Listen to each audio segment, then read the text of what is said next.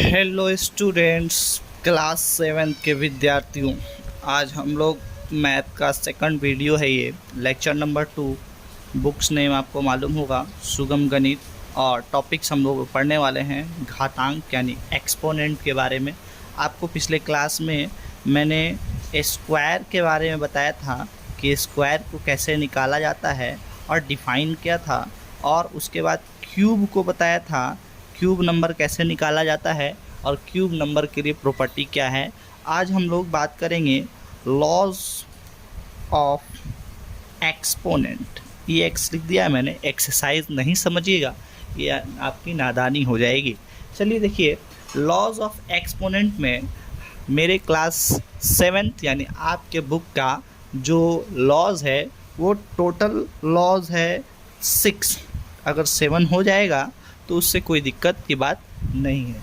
देखिए स्टूडेंट्स, जो पहला नियम होता है वो कहता है कि अगर a पे पावर m हो और इनटू a पे पावर n हो तो ये हो जाता है हमको a m प्लस n।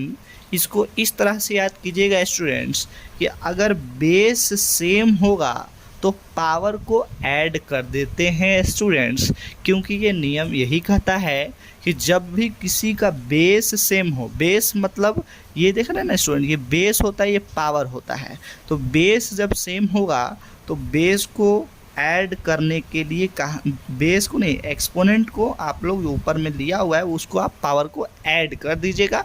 ये आपको पहला नियम होता है स्टूडेंट्स।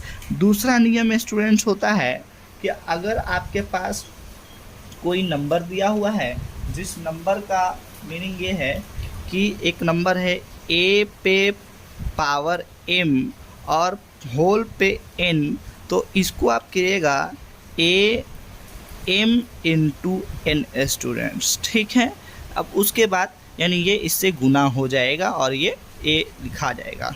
उसके बाद तीसरा आपको जो नियम है वो नियम कहता है कि अगर आपके पास a इंटू a पे पावर n इंटू b पे पावर n हो, यानी कहने का मीनिंग ये होगा कि a b पे पावर n होता है। ये आपको तीसरा नियम है, ठीक है स्टूडेंट्स। उसी प्रकार से चौथा नियम कहता है कि अगर a पे पावर n है और अपॉन यानी नीचे में है ना b पे पावर n है, तो इसका मीनिंग होता है स्टूडेंट्स a बाई b पे पावर n, यानी इसमें से इसको घटा दिया जाता है। उसके बाद पांचवा नियम कहता है स्टूडेंट्स, अगर आपके पास, तो ध्यान दीजिएगा, पांचवा नियम कहता है स्टूडेंट्स कि अगर आपके पास a पे पावर m हो और डिवाइडेड में a पे पावर n हो तो ये स्टूडेंट्स हो जाता है a m माइनस n। और छठा नियम कहता है स्टूडेंट्स कि अगर आपके पास a पे पावर, a समझते हैं ना स्टूडेंट, बेस होगा, a पे पावर 0 होगा तो उसका मान होता है 1।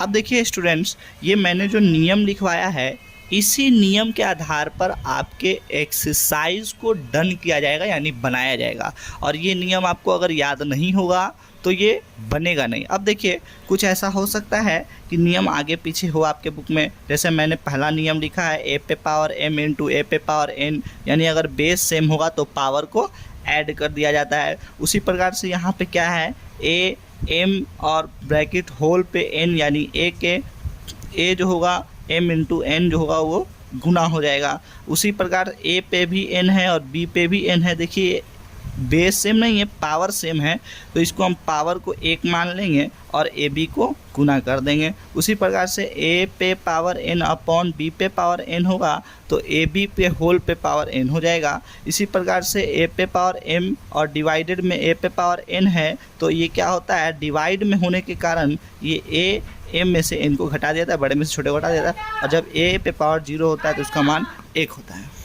तो अब हम लोग एक्सरसाइज की ओर बढ़ते हैं। एक्सरसाइज से पहले एग्जाम्पल देखिए स्टूडेंट्स, मैथ को बनाना कला नहीं है, कला ये है कि मैथ्स का जो स्टेप है उसको समझाना मेन मकसद। तो हम लोग एग्जाम्पल का क्वेश्चन लेते हैं स्टूडेंट्स। पहला नंबर एग्जाम्पल है, पेज नंबर आप खोल लीजिएगा। जिनके पास बुक विद्यार्थी के नहीं पास होगा वो विद्यार्थी गलत कर रहे हैं, क्योंकि बिना मैप का पढ़ना ये बेवकूफ़ी होता है। पेज नंबर 81 पे एक्सरसाइज नंबर 1 एग्जाम्पल नंबर 1 कहता है कि 729 है ना को घातांकीय 729 का घातांकीय संकेतन यानी संकेतन में व्यक्त करना है। व्यक्त मतलब दिखाना है, व्यक्त कीजिए। देखिए स्टूडेंट्स, इसमें कुछ नहीं करेंगे, फैक्टराइज आप एक टर्म होता है उसको हम लोग लिखेंगे। देखिए 729 है, 729 है, तो सबसे पहले आपको ये बात तो मालूम होगा कि 729 जो होता है वो 9 का क्यूब होता है। मैंने फर्स्ट वीडियो में आपको बताया था। तो यहाँ पे ला कर दिखाना है, नियम लगाना है। तो देखिए स्टूडेंट 729 है और 729 को मैंने क्या करना है, किसी ऐसे नंबर से इसको डिवाइड करना है जो पूरा इसको विभाजित करता है। तो देखिए स्टूडेंट्स, अगर मैं 3 से इसको करूँगा तो ये 2 बार में, ये 4 बार में और ये 3 बार में हो जाएगा। अब विद्यार्थी इतने कमज़ोर नहीं है कि ये नहीं समझ पाएंगे कि ये कैसे आ रहा है। देखिए समझाने की कोशिश करता हूँ। 3 को 2 बार पढ़िएगा तो 6 आएगा और 1 यहाँ चला जाएगा और 3 चौके 12 होता है और यहाँ 3 तिहाई 9 होता है। समझा दिया स्टूडेंट्स। ऐसे समझाते समझाते नीचे तक चलना है। अब देखिए स्टूडेंट 243 को कितना से करना है कि ये पूरी विभाजित हो जाए, तो 3 से कर देंगे स्टूडेंट्स। अब देखिए 3 से करने पर ये 8 बार में 24 आ जाएगा और 3 एकम 3 हो जाएगा स्टूडेंट्स। ये समझ में आ रहा होगा आपको। उसके बाद स्टूडेंट फिर 3 से आपको करना होगा, 3 से। देखिए स्टूडेंट्स 3 से करेंगे तो 3 दूने 6 आ जाएगा और 2 बच जाएगा, 21 7 बार में चला जाएगा। उसके बाद फिर 3 से कर देना है, 3 9 27 होता है। फिर 3 से कर देना है, 3 तिहाई 9 होता है। अब नहीं काटेंगे स्टूडेंट्स, यहीं तक छोड़ देंगे। अब ध्यान दीजिए कि यहाँ पे 1 2 3 4 5 6 यानी कहने का मतलब है 3 × 3 × 3 × 3 × 3 1 2 3 4 5 और यहाँ पे 6 आ गया। इसका मीनिंग क्या है कि इस में 3 और 3 का कॉम्बिनेशन बनाया गया है।